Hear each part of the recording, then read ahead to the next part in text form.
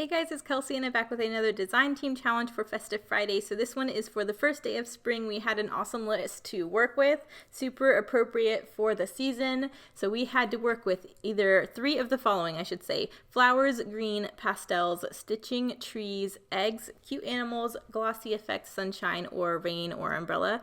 So we had to pick three of those things. As always, I love these challenges. They are so much fun and I just love how many different ways you can take it.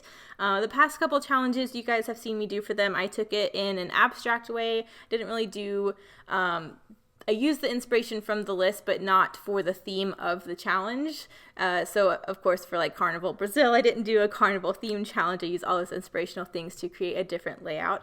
But I just love what came from it. But because I've done that for the past couple challenges, I wanted to take this one super literally. And I thought the things that I had to work with were just such like in my wheelhouse.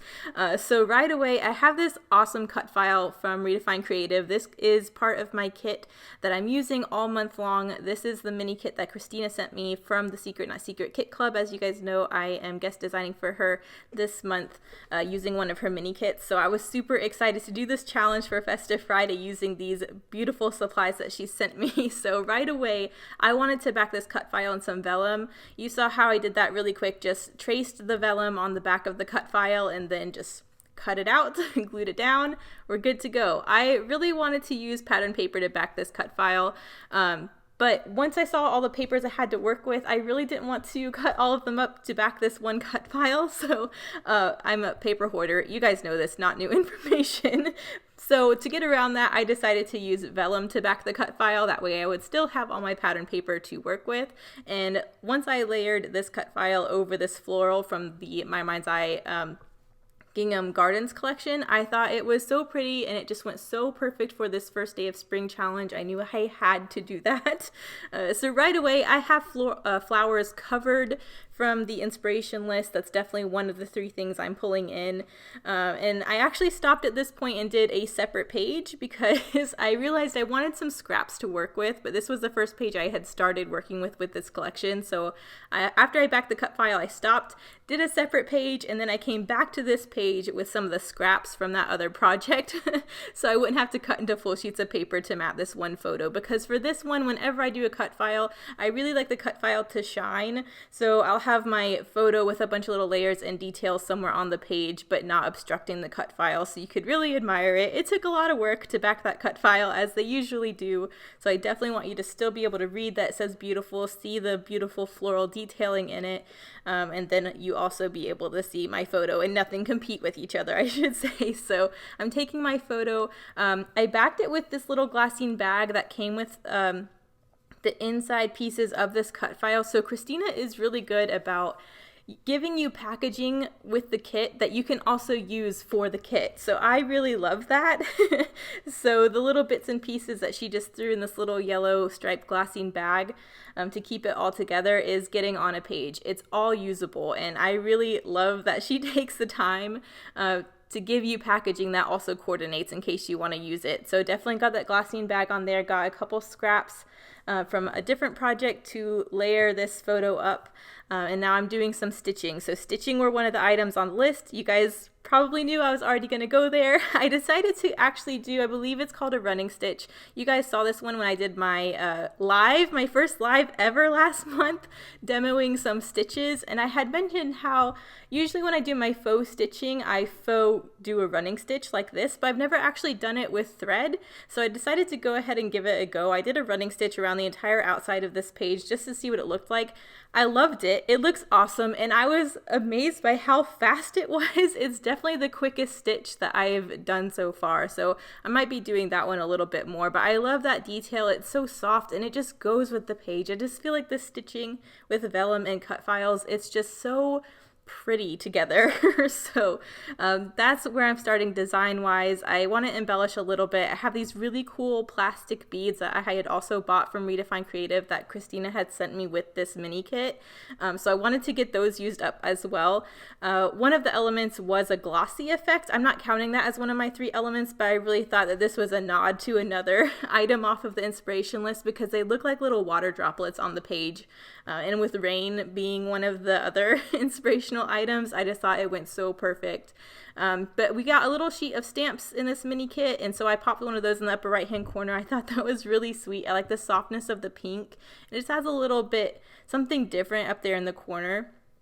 And then you can see me taking one of the postcards that she also sent with this collection that also coordinates really well, and using it as another layer behind my photo. I really love that you can see the text on that postcard, and I really like how I didn't really notice it when I opened the kit until I looked at it afterwards, that she just gave you this whole little collection that has postcards, envelopes, stamps. Like, I didn't even realize there was this undercurrent of a separate theme that you could use, that you didn't have to do anything specifically like mail or letter related. It all really goes well with scrapbook supplies, but I just thought that was such a cool touch that she added all these different things with this collection that also went together in a different way than I was even expecting when I had opened it.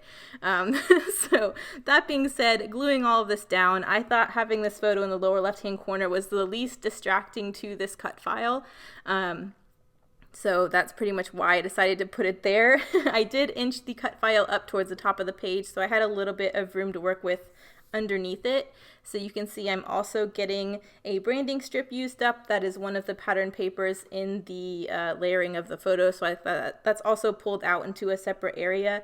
I also chose the pink so that it would mirror the pink stamp that's in the upper right hand corner as well, just so that it kind of is more cohesive. So I really like that. And I can't even see what I'm doing right now. Oh yes, I'm gluing it down. Okay, so there is a black border going around the branding strip. I thought about cutting it off, but I'm going to end up doing some journaling on that in black. So I kind of like that it's the only black element on the page other than the black that's in the photo, because it draws your eye down there where my text is going to be. So I end up liking that there is black around the branding strip, because usually I think I would cut that off and mat it in white on a page like this, but I'm glad I didn't. So there's that. But I really like how it's coming together. I just need a few finishing touches. I'm adding a little, I think that's my last die cut piece that Christina sent me, that little blue banner. I think that looks super cute layered on top of that branding strip. I'm just building up into a little cluster. I wanted more detail. I didn't want to just be a cut file in a photo. I wanted an embellishment cluster somewhere. So I'm just building a little cluster here next to the photo. I'm using some stickers that came in the Gingham Garden sticker sheet. You can see I've already dug into that quite a bit. I can't wait for you guys to see the other layout that I ended up doing before I finished this one. That will be in a hop later on. I think it is the 19th is Mercy Tiara's hop for the inspirational challenge. So that's the page I stopped to do in order to get my scraps for this one. But so far I think I've already completed the challenge for Festive Friday. I got my flowers, I used pastels, I used stitching. Those are the three I was really focusing on. But with these little plasticky raindrop embellishments, I thought that could go two different ways. You could count that as a glossy effect or a rain element. So I like that that was also in there as well. Plus there's green, so I don't know if you want to count that off of the inspiration list as well. But I just think these are just such cool elements to put together, and it just gives you that first day of spring vibe. So I'm really happy I finally have done a page for Festive Friday that was actually appropriate to the theme and not just using the inspiration items from the list. So that was really fun. I'm just gluing these little raindrop elements down with some clear glossy glue. That way it dries clear and you can't see it through the embellishment. But I just love how this one turned out. I'm glad I got the floral stickers used up. I got some white twine through that sticker tag. And I just love that I got this little glassine bag that was part of the packaging of the kit also used up. So I'm just happy with this one. I love how it turns out. I've been missing using my cut files.